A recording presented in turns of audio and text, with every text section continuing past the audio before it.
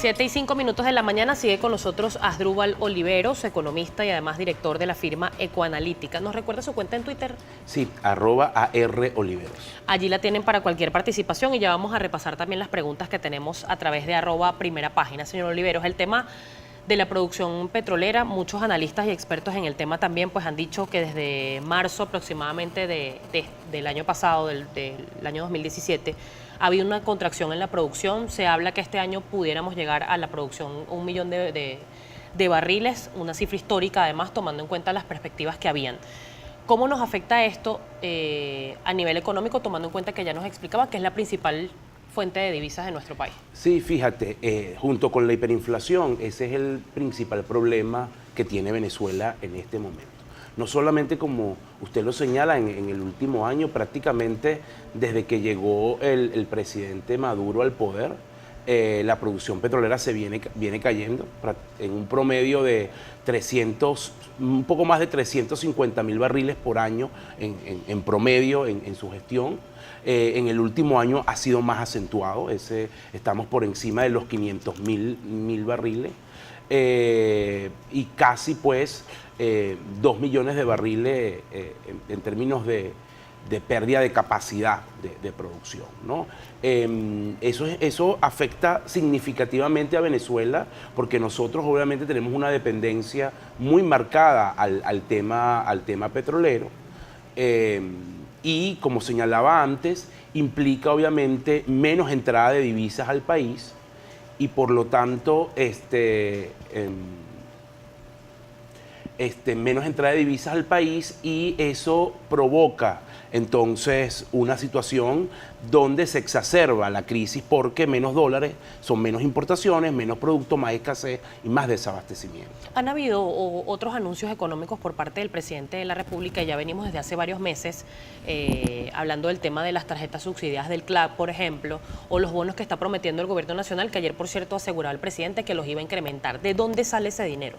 ¿Cómo cumplir con esas promesas? Es una pregunta bien pertinente, porque en la primera parte hablábamos de la hiperinflación y de estas tasas de inflación estrambóticas que ya en el mundo no se ven y que obviamente son una calamidad para la gente. Hoy el principal factor de preocupación del venezolano es la hiperinflación, aunque la gente no lo llame así, lo llame alto costo de la vida, que las cosas están subiendo, que no me alcanza la plata. Todo eso son expresiones de la hiperinflación. Bueno, ¿qué es lo que hace el gobierno? El gobierno promete una gran cantidad de bonos en bolívares, ¿verdad?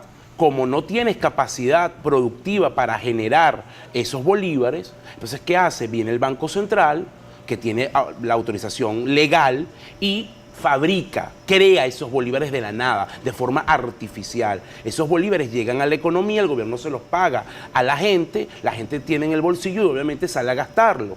Como no, tú tienes entonces una presión de demanda por esa vía, pero como no hay producción o la producción está cayendo por la caída de importaciones, porque no hay insumos, porque no hay materia prima, porque hay empresas cerrando, entonces ¿qué provoca? Un alza importante en los precios. La gente lo sabe y por eso la gente con velocidad busca desprenderse de esos bolívares y exacerba el problema, porque todo el mundo sale a comprar con rapidez porque sabe que eso no le alcanza. Pero te pongo además otra arista de este problema. No solamente la gente compra bienes, productos en el mercado, paga servicios, sino que también busca proteger, resguardar su patrimonio comprando moneda dura, dólares, euros, pesos, o sea, cualquier cosa que conserve valor. Entonces, ¿qué hace? También presionas el alza al tipo de cambio negro, porque obviamente el mercado oficial no te vende divisas, claro. Y justamente los importadores utilizan este dólar para traer los productos. Entonces, fíjate que es un círculo vicioso. El dólar sube, los importadores, su costo de reposición se encarece, tienen que subir los productos, entonces todo está concatenado. Por eso es que detrás del problema de la inflación está no solamente un problema productivo de producción real, sino un problema del gobierno, de su situación fiscal, de crear bolívares de la nada, un problema monetario por la irresponsabilidad del Banco Central, justamente de no ponerle un freno a eso, y entonces lo que termina sintiendo la gente es que eso no le alcanza nada. Yo veo los bonos que el gobierno promete, y bueno, pensemos, todo el mundo lo sabe, en los precios hoy en el supermercado.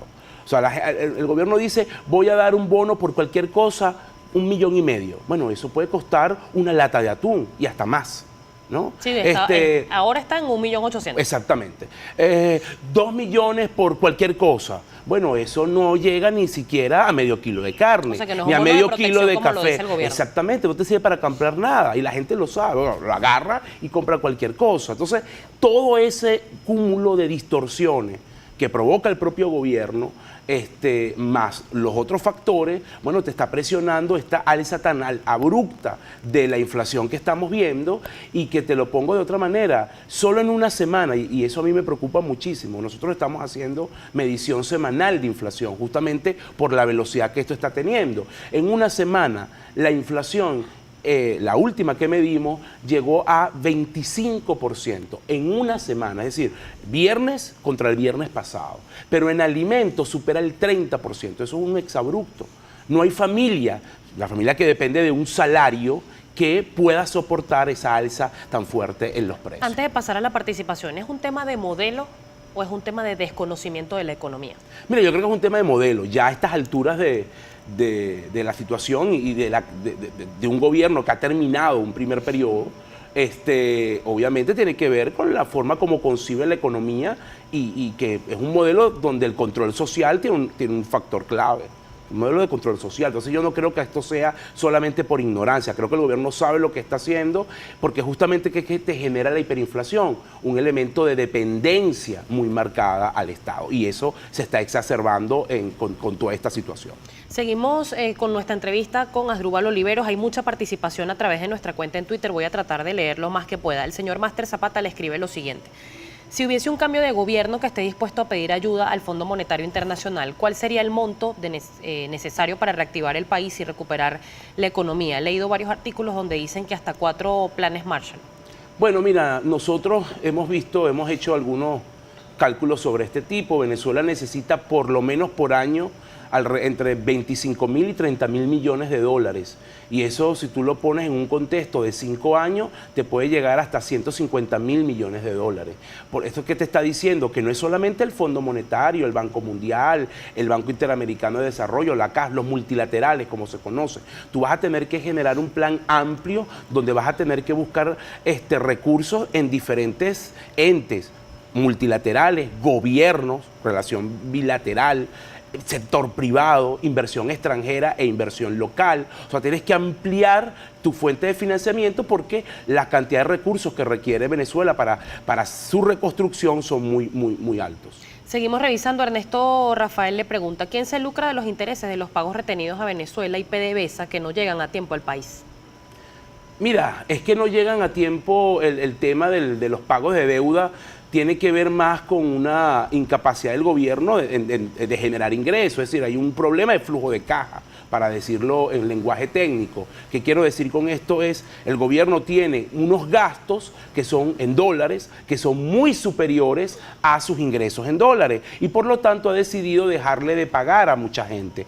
Hace algunos años le dejó de pagar a los empresarios, es lo que por ahí se comentaba como el default interno, por eso cayeron tan abruptamente las importaciones, y ahora le tocó el turno a los tenedores de bono y a los multilaterales, como por ejemplo el BID. El gobierno pues no tiene plata, no tiene un flujo de caja suficiente, no ha ordenado sus cuentas, y entonces le está dejando de pagar en este momento a los tenedores y a bancos internacionales. Se ha consultado mucho, y cada vez que tenemos acá en Primera Página a cualquier economista, y ahora lo tengo yo a usted acá, sobre el tema de las medidas que se tienen que tomar para al menos empezar a recuperar la economía y que tengamos una economía normal. ¿Qué se debe hacer? Mira, yo creo que primero Venezuela necesita un plan integral, plan amplio, que contemple todas las aristas. Segundo, esto lo tienes que ver en fases. Y yo creo que Venezuela, tú tienes que por lo menos visualizar 3 grandes fases en ese plan. Lo primero es una etapa de emergencia. ¿Qué es esa etapa de emergencia? Bueno, atender sectores vulnerables. Hay una población que la está pasando muy mal, que tiene graves problemas para alimentarse, de acceso a medicina, de acceso a la salud. Esa tiene que ser la atención en esa primera etapa, de atención al colapso de los servicios, de conseguir recursos externos, porque vas a tener un problema de liquidez. Entonces tú tienes la primera parte, y un diagnóstico global de lo que te vas a encontrar, porque no sabemos exactamente cómo está eso allá adentro. Entonces, claro, la primera etapa es de emergencia.